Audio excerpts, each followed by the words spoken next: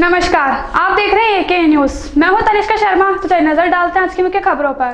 नगर निगम के कर्मचारियों द्वारा बांटे जा रहे हैं मास्क। कर्मचारी स्वयं नहीं कर रहे नियमों की पालना। निगम के कर्मचारी बिना मास्क नजर आए। नगर निगम में इन दिनों निःशुल्क मास्क बांटे जा रहे हैं, लेकिन निगम के खुद के कर्मचारी इसकी पालना नहीं कर पा रहे। वह बिना मास्क के ही नो मास्क नो प्रवेश के पोस्टर चिपकाते हुए देखे जा सकते हैं। वहीं सफाई कर्मचारी लोगों के रुमाल लगे होने के बाद भी मास्क का चालान काट रहे हैं। ऐसी घटना धोलावाटा क्षेत्र में सफाई निरीक्षक सीताराम जोशी एवं उनके कर्मचारियों द्वारा की गई, जिसमें एक युवक का रुमाल पहनने के बाद भी 100 रुपये का चालान काट दिया गया और रसीद में सोशल डिस्टेंस की पालना लिखी गई, जबकि वह वाहन चलाते हुए रोका गया था।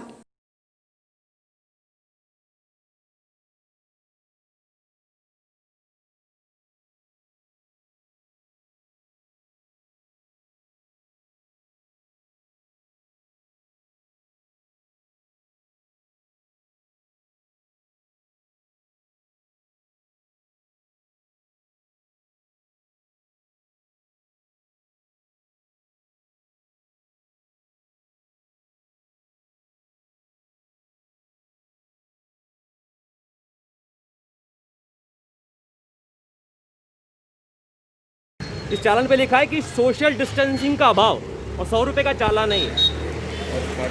और मेरे सामने और भी लोगों के रुमाल हटवा के चालान काट रहे थे। कई लोग तो भिड़ गए। कई लोग ने बोला भैया तुम खुद ही 144 का पालन नहीं कर रहे हो, है ना, तुम ऐसे 5-7 आदमी लेके चल रहे हो। तुम्हारे जो खुद बंदे जो यहाँ पर वो लगा रहे हैं, स्टिकर लगा रहे हैं, उनका मास्क नहीं है। लेकिन मैं नहीं भिड़ा, क्योंकि मुझे लगा कि भाई देखते हैं क्या हिसाब है, विभाग की कार्रवाई है। तो ये है। फिर और भी लोग मेरे साथ में आए तो मुझे पता चला कि भाई इसका विरोध करना चाहिए। ये पार्षद का ऑफिस है, ललित पार्षद का, उनके पास गए थे तो उन्होंने बताया कि हमारे पास भी ये लोग आए थे, हमने चोर कह के भगा दिए। चोर है ये सब साले। तो उनके आदमी का ये शब्द था, चोर, है ना। कोविड-19 के चलते जिला कलेक्टर ने किया जनरल अस्पताल का निरीक्षण। कोरोना क्लिनिक की शुरुआत की गई। जिला कलेक्टर प्रकाश राजपुरोहित ने संभाग के सबसे बड़े जेएलएन अस्पताल का निरीक्षण करते हुए अस्पताल प्रशासन को कोरोना जैसी गंभीर बीमारी से ठीक हुए मरीजों में दूसरी बीमारी के साइड इफेक्ट सामने आने के बाद उनको ठीक करने के लिए एक अलग से ओपीडी और कोरोना क्लिनिक की शुरुआत की। जिला कलेक्टर प्रकाश राजपुरोहित ने बताया कि अजमेर ही नहीं बल्कि पूरे देश और दुनिया से कोरोना के मरीज ठीक होने के बाद उनमें कई तरह के लक्षण दूसरी बीमारियों में अब सामने आने लगे हैं, जिसमें लीवर की परेशानी, गुर्दे की परेशानी या मस्तिष्क से जुड़ी हुई ये हृदय रोग से संबंधित कई बीमारियां भी सामने आ रही हैं। जेएलएन में जो कोविड पेशेंट उपचार लेके ठीक हो चुके हैं, चाहे होम आइसोलेशन में ठीक हों या हॉस्पिटल में ठीक हों, उसके बाद ये पाया गया है कि पोस्ट कोविड भी कॉम्प्लिकेशन कई एरिया में, चाहे देश में विदेश में पाई जा रही हैं। वो किसी भी तरह की हो सकती हैं, चाहे लंग्स में हो या फिर ब्रेन में हो, ब्लड में हो, फैटीग हो, मेंटल फैटीग हो। तो इस तरह की पोस्ट कोविड चीज़ों से निपटने के लिए जेएलएन में अलग से ओपीडी जो बिल्कुल सेपरेटली चलेगी, पोस्ट कोविड ओपीडी और पोस्ट कोविड क्लिनिक, जिसमें अलग से ही वार्ड पोस्ट कोविड के लिए केयर के लिए। तो ये सारी व्यवस्थाएं सुनिश्चित की जा रही है जेएलएन में। तो इसी का निरीक्षण किया गया था और अब से लगातार आज से पोस्ट कोविड ओपीडी लगातार चालू रहेगी और सुबह 9 से शाम 7 बजे तक इसका टाइमिंग रहेगा। और जेएलएन में ये अलग अलग विभागों के मेडिसिन के या दूसरे भी अगर जिसमें भी रेलेवेंट अगर बीमारी है तो जॉइंटली वहाँ पे एक टीम बैठेगी और डेली ओपीडी पोस्ट कोविड मरीजों के लिए चलेगी। सुनवाई न होने पर पीहर पक्ष के लोगों ने आईजी को सौंपा ज्ञापन, न्याय की मांग। अराई थाना क्षेत्र स्थित दहेज की मांग को लेकर ससुराल पक्ष द्वारा विवाहिता की हत्या की धमकी दी गई।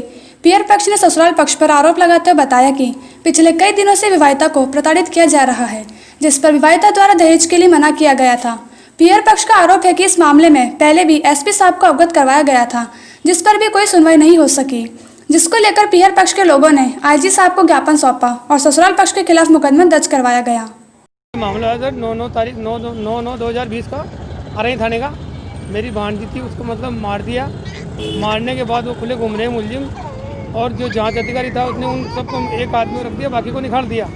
वैसे खाक हो गया। हमारी बच्ची की जब डेड बॉडी पड़ी हुई थी, जब भी उसने हमको धमकियाँ दी या तो राजीनामा करो, अन्यथा आपको जो भी कुछ करना है जो कर लो, हमारा जो काम है जो हमने कर दिया। उसके बाद भी जांच अधिकारी ने हमारे घर पे फ़ोन किया, खुद गाड़ी लेके आया और हमारी कोई सुनवाई नहीं। एक तरफा कार्रवाई करके जो मेन हाँ मारने वाले को निकाल दिया। मतलब 8 दिन गुजर और उसकी एक वजह क्या थी? वजह कोई वजह नहीं, ये दहेज कहते थे सब। डेट की मांग हाँ, कर रहे थे। 4-5 साल से तंग कर रहे थे। 2-3 बार बच्ची घर पे रुक गई। अभी मतलब वो 1 महीने पहले लेके गया था उसके मारने के पहले कि मैं बच्ची के साथ कुछ नहीं करूँगा, और 1 महीने बाद ही उसकी बच्ची को साजिश के तहत हत्या कर दी। हत्या करने के बाद किवाड़ खुले थे, हत्या का कोई संदेशा ही नहीं था। मतलब जो फांसी का जो रूप लिया उन्होंने, ये दहेज के लिए परेशान कर रहे सब। कभी लाख रुपए दो, कभी 50,000 दो, कभी गाड़ी दिलाओ, कभी नियत मेरा धंधा नहीं है, और शराबी तत्वों का मतलब तो अवैध संबंधों की वजह से ये हत्या हुई है। मैं हम ये चाह रहे हैं सब दोषियों को सजा दो हर दिन, और उसकी पुत्रवधू को गिरफ्तार करो सर, ये चाहते हैं हम। IG साहब को देके आए, SP साहब को पहले दी थी, हमारी कोई सुनवाई नहीं हुई साहब। सुभाष उद्यान का ठेका किया अजमेर नगर निगम ने निरस्त।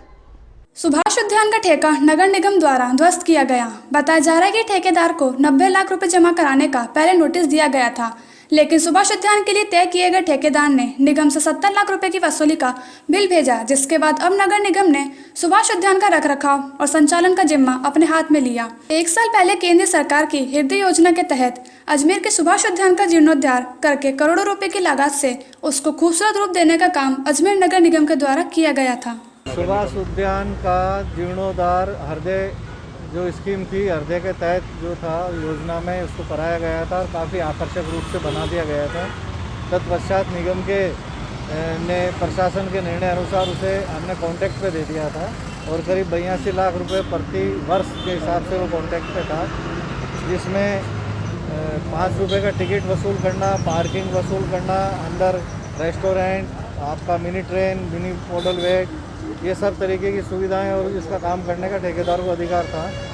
पिछले कुछ महीनों से, जब से कोविड चल रहा था, ठेकेदार द्वारा उसका संधारण करने में कोताही बरती गई, और बार बार शिकायतें आ रही थी कि तरीके से उस पर संधारण नहीं किया जा रहा है। ऐसी स्थिति में नगर निगम ने उनको 15 दिन का लीगल नोटिस दिया, जो कि नियम अनुसार नोटिस दे करके उसकी सुनवाई करी, और सुनवाई के बाद कमेटी ने निर्णय लिया कि इनका जो ठेका है निरस्त किया जाता है। कल ये निरस्त कर दिया गया, और नगर निगम के द्वारा अब ये पूरा ही सुभाष उद्यान संधारित किया जाएगा। हमने हमारे कर्मचारी लगा दिए हैं, हमारे कर्मचारी इसका 5 रुपये के हिसाब से शुल्क वसूल करेंगे, और साथ ही पार्किंग का भी वसूल करेंगे, और जो भी पानी पिलाना है, घास काटना है, साफ सफाई है, अभी हमारे निगम के कर्मचारी लगा दिए गए हैं। 35 करीब कर्मचारी हमने लगाए। इसके पश्चात शीघ्र ही 1-2 दिनों में हम एक शॉर्ट निविदा करके, ताकि जो एक इतना अच्छा उद्यान बनाया हुआ उसका संधारित तरीके से हो सके, तो शॉर्ट निविदा के साथ में रखरखाव का एक टेंडर करेंगे।